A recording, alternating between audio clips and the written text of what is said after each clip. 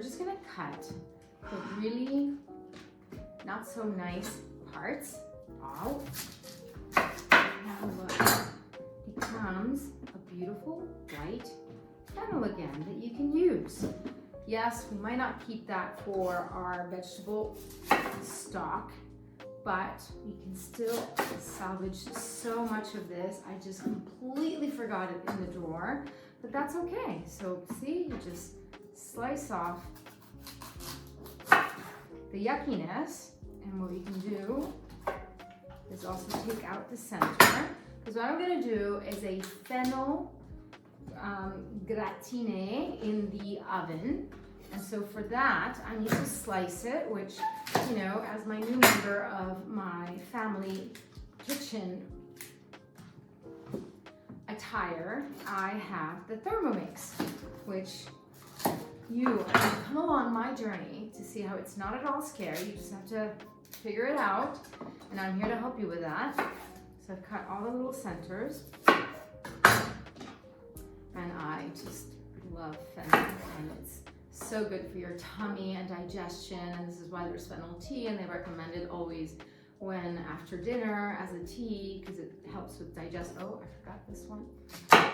So we've got this going, and so now I want to grate it very thinly because I'm running out of time and I want to cook it in this casserole. I'm going to put it in here with some of my cauliflower bechamel. So what we're going to do is we're going to, this one goes in. There we go. You put the top.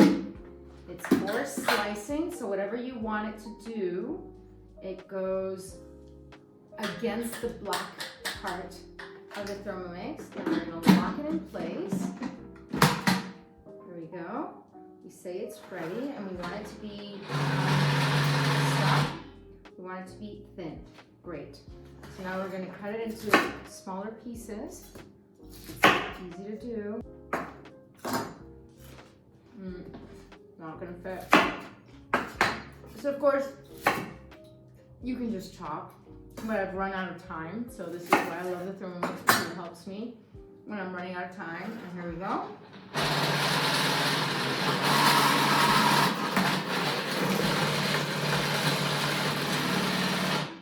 I always recommend stop with the first one to check that it's doing what it's supposed to.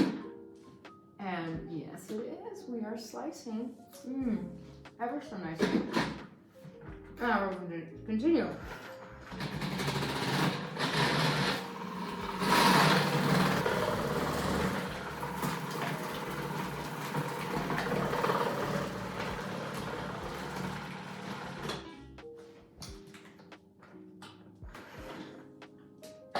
And look at that. Just beautiful. All the fennel. All the fennel is beautifully cut up. So now I'm just going to dump it here. Of course, my oven is preheating in the background. So I'm dumping this onto my casserole. And for those who know how much I love my bechamel, because most of the time bechamel is made out of very inflammatory 3 ingredients, which is flour, butter, and milk. Cow milk, usually. And so I have a bechamel that if you haven't visited my website, please go to tribusana.com and sign up, and you will be getting the bechamel in the 3 languages, English, Spanish, and Italian, depending on the little flag and where you're surfing. And you can get this and you can try it out. Now here I have my bechamel. And the reason why I love this recipe is because I am combining the joy of cauliflower with the joy of fennel.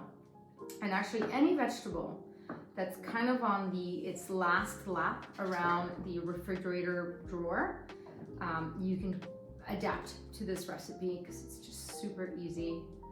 The kids love it because of course you put a little bit of cheese if you want. If you're vegan, you can just put some nutritional yeast on top to get that finish.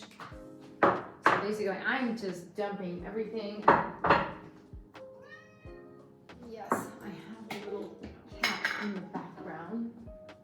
I'm just dumping all my bechamel. And like, this is a great recipe for leftovers.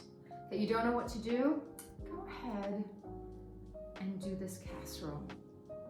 And then I have already grated some cheese. There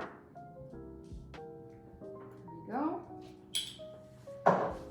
That is nice, but what's not nice is it doesn't really melt. So I'm just gonna sprinkle it on top just to have a little bit of flavor, because it has a nice, it's kind of like, I wanted it to be like feta, but it wasn't like feta. It's pecorino, but it's salato, so it's usually really good for when you're doing like cannelloni with spinach and you use a cheese. This is a really good one to go by. And so now what I'm going to do is, because I have this, and there's no need for washing because it's all going to go into the same dish, I'm going to flip to the other side.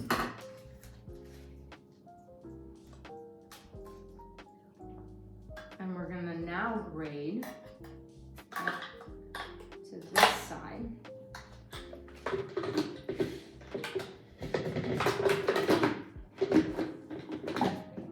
We're going to, oh my gosh, look at that. So now we are going to flip it, and I'm going to grab a melting pecorino cheese. By pecorino, I mean that it's made from pecora, which is by sheep. And we're just going to do a little bit because I don't want to put too much, but I do want that crispy gratinato finish. And we're going to go ahead and we'll say thin.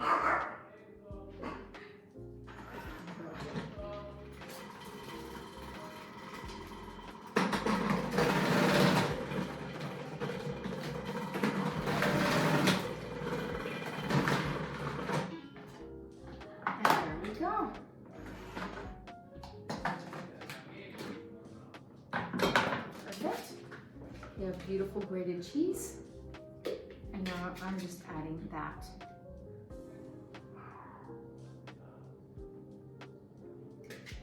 And the reason why I went for really thinly sliced is because I don't have much cooking time. And so this way it's going to be nice and tender and it won't take that long to cook.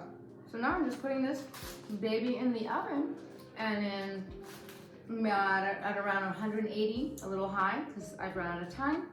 And once it starts getting a little brown and bubbly on the top, it's ready. You're ready to serve. So for probably 10 minutes, or really what goes a long way is the smell. Once you start smelling the melted cheese, that's when I know it's ready. So enjoy.